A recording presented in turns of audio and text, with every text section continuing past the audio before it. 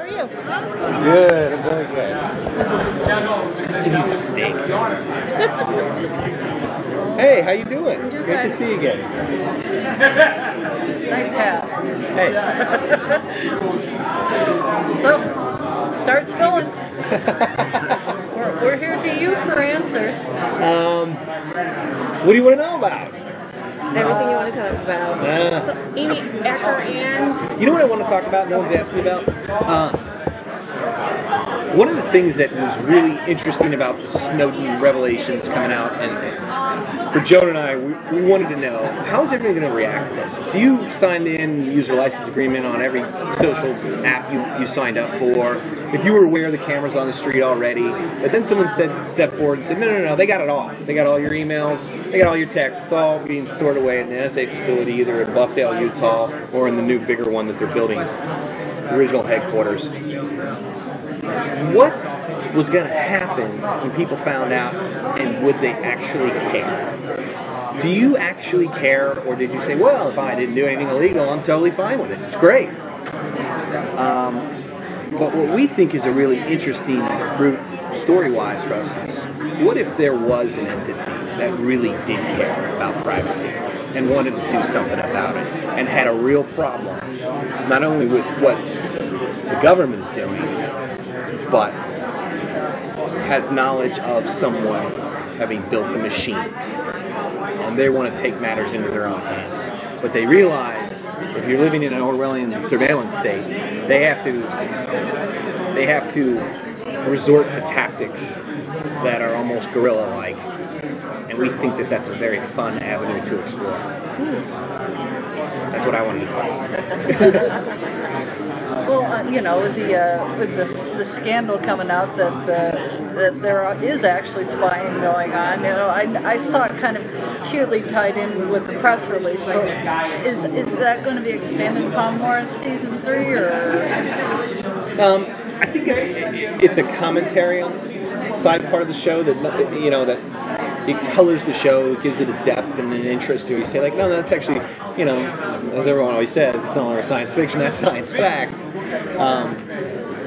But I think there's always, the dramatic narrative is what has to compel the show, and their interactions of our characters, and that's what people really come to see.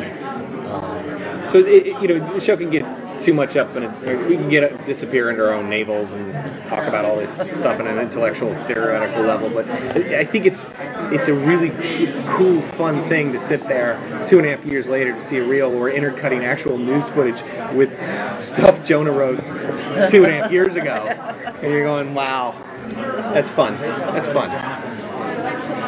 Can you talk a little bit about Amy Acker being added as a series regular and how much you're going to be using her? She's mean, man. She's mean. She's like the nicest mean person I've ever met. I think Joan and I talk about this a lot, whether it's Elias or Root, is in the entity that I was just discussing with you prior. The most compelling villain is always the one that makes a lot of sense. It's like the craziness of reading the manifesto of Ted Kaczynski is that there's a lot of arguments that man made, as crazy as he was, and as unforgivable the actions that he took. He made a lot of sense in some of the things he was saying that were very true.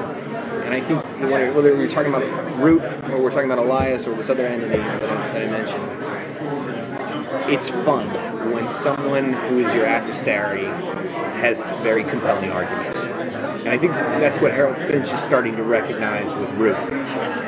She's done some terrible things. But the woman makes a lot of sense. And that's fun.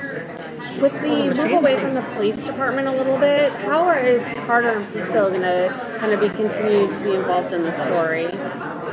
I think Carter almost finds herself in an untenable Serpico position where she's being demoted to uniform, and now... I'm so sorry. That's okay. I think now we have to wonder, what is she going to do about it? She's killed her boyfriend. She killed Szymanski. Cost her her job. Threatened her son. And now it seems like HR is ascendant with the Russians.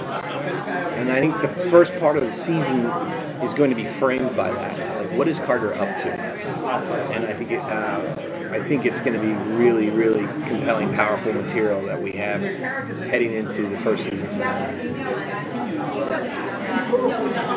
And her relationship with Elias. So Sarah on the show now full time, how is that going to change the dynamic as well? She's great. I really love that she's on the team. She's so fun. I mean, there's something about her that when she's threatening you with a smile, like this flight of fancy that she takes with the character, I just think she adds a crazy element to the show that's dangerous and keeps you off kilter. And the interesting part is, you know, Larry Last beat the episode, she's in a loony bin and gets a call from the machine. So where's that going? We don't know where the machine is. We don't know if it's growing and evolving, but we know that it's reached out to a third party now, ever since the God Mode episode, which is a lot of fun. We got to do that again. Yeah. Great. Thanks, Thank guys. you. Thanks so much.